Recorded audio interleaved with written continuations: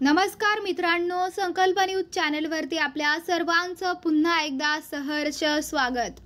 आताच्या क्षणाची सर्वात मोठी आणि महत्त्वाची बातमी समोर येत आहे। सविस्तर बातमी जाणून घेण्यापूर्वी आपण जर चॅनलवरती नवीन असाल तर चॅनलला सबस्क्राइब करा, बेल आयकॉन प्रेस करा।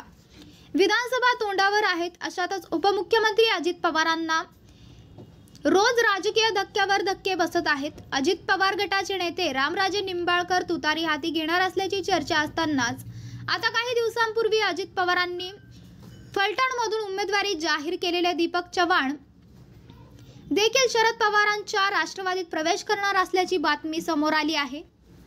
त्यामुळे अजित पवारांना असे एकावर एक धक्के का बसत आहेत अशी चर्चा सुरू झाली आहे। अजित पवार यांनी काही दिवसांपूर्वी दीपक चव्हाण यांना फोनवरून उमेदवारी जाहीर केली होती, मात्र तेच दीपक चव्हाण आज अजित पवारांची साथ सोडणार आहेत अशी माहिती सूत्रांकडून समोर येत आहे। त्यावर बोलताना अजित पवार यांनी कार्यकर्त्यांना संबोधित करताना ओघाडे आपली उमेदवारी जाहीर केली होती। अजून जागा वाटप झाली नसल्याने उमेदवारीचं काही ठरलं नाही असं दीपक चव्हाण यांनी सांगितलं आहे। त्यामुळे काहीतरी वेगळा निर्णय घेणार आहेत अशी चर्चा जोरदार सुरू आहे।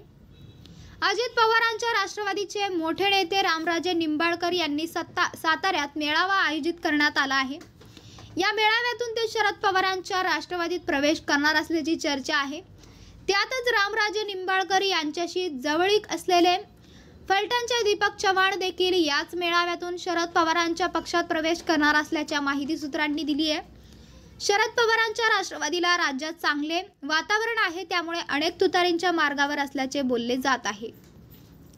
तर मित्रांनो, आपल्याला काय वाटतंय? आपली प्रतिक्रिया आम्हाला कमेंट बॉक्सच्या माध्यमातून नक्कीच कळवा आणि चॅनलला आणखीनही सबस्क्राइब केलं नसेल तर चॅनलला सबस्क्राइब करा, बेल आयकॉन प्रेस करा, जेणेकरून असेच नवनवीन व्हिडिओ व चालू राजकीय घडामोडी सर्वप्रथम आपल्याला या चॅनलवरती बघायला मिळतील।